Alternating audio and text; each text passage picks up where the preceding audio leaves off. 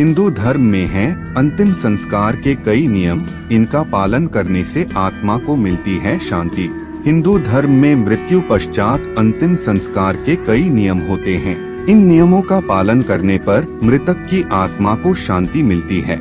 गरुड़ पुराण में भी इस बात का जिक्र किया गया है कि परिजन के मृत्यु पश्चात नियमों का पालन करने से जीवात्मा को शांति मिलती है और उसे स्वर्ग में स्थान प्राप्त हो। नमस्कार दोस्तों, आपका स्वागत है मेरे चैनल श्री कृष्ण पर। ऐसी ही वीडियो देखने के लिए चैनल को सब्सक्राइब और वीडियो को लाइक करें।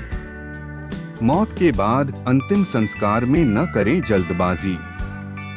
धर्म शास्त्रों के अनुसार ऐसी मान्यता है कि मृत्यु के देवता यमराज अगर गलती से किसी के प्राण हर लेते हैं तो वे उसे पुनः वापस लौटा भी देते हैं। इसलिए कहा जाता है कि किसी भी मृतक का अंतिम संस्कार करने में बहुत जल्दबाजी नहीं करना चाहिए। मृत्यु जीवन का अंतिम और अटल सत्य है जिसे कोई टाल नहीं सकता है। जिसने जन्म लिया है उसकी मृत्यु अटल है और मृत्यु के बाद उसका पुनः जन्म भी निश्चित है। इस कथन को श्री कृष्ण द्वारा गीता में कहा गया है। श्री कृष्ण के अनुसार जीवन और मृत्यु एक ट्रक के समान है जिससे हर व्यक्ति को गुजरना पड़ता है। गीता के अनुसार मृत्यु के बाद जीवन का नया आरंभ होता है। इसलिए परिजन की मृत्यु पश्चात अंतिम संस्कार के नियम का पालन किया जाता है, जिससे जीवात्मा को मरणोपरांत स्वर्ग और अगले जन्म में उत्तम शरीर की प्राप्ति हो। हिंदू धर्म में जन्म से लेकर मृत्यु तक कुल 16 संस्कार होते हैं।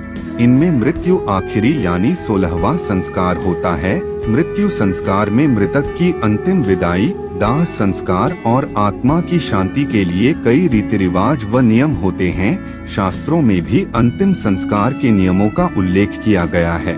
माना जाता है कि जिन मृतकों का विधि विधान से अंतिम संस्कार नहीं किया जाता उनकी आत्मा प्रेत की तरह भटकती है और उन्हें कई तरह का कष्ट भोगना पड़ता है। इसलिए मृत शरीर का अंतिम संस्कार जरूरी होता है। इससे उन्हें मोक्ष की प्राप्ति होती है। मृत्यु के बाद मृत के अंतिम संस्कार के नियमों के बारे में जिनका पालन करना घर के व्यक्तियों के लिए जरूरी बताया गया है। अंतिम संस्कार के ये नियम हैं। अंतिम संस्कार दाह संस्कार है। यह संस्कार 2 प्रकार से किया जाता है। नंबर 1, जब मृत शरीर उपलब्ध हो तो वर्टिकल बार। उसका पूरी विधि विधान से अग्निदाह करना चाहिए, वर्टिकल बार। नंबर 2, जब किसी व्यक्ति की जहर से, फांसी के फंदे, विषैले कुत्ते से हुई हो तो इसे दुर्मरण कहा जाता है।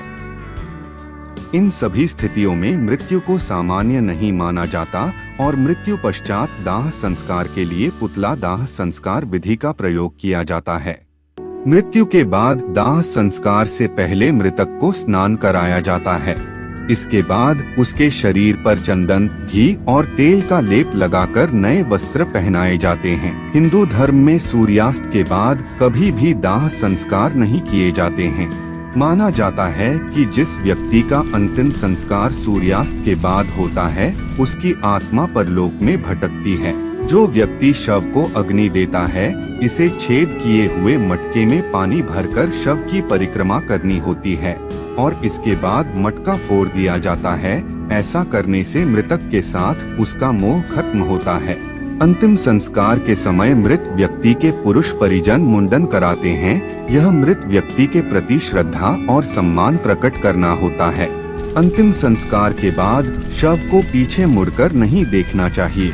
अंतिम संस्कार के बाद घर लौटने पर सभी व्यक्तियों को दांतों से नीम को चबाकर फेंकना चाहिए। फिर लोहा, अग्नि, जल और पत्थर का स्पर्श करने के बाद ही घर के भीतर प्रवेश करना चाहिए। मृतक व्यक्ति के नाम से घर के बाहर एक दीप संध्या के समय कम से कम 11 दिनों तक जरूर जलाना चाहिए। दाह संस्कार के बाद 12वें या 13वें दिन मृत्यु भोज कराया जाता है। दरअसल मृत्यु के बाद मृतक के घर पर बाहरी लोग नहीं आते, लेकिन मृत्यु भोज के बाद सामान्य रूप में बाहरी लोगों का आना जाना पुनः प्रारंभ हो जाता है। वीडियो अच्छी लगी हो तो मेरे चैनल श्री कृष्ण को सब्सक्राइब और वीडियो को लाइक कमेंट जरूर करें।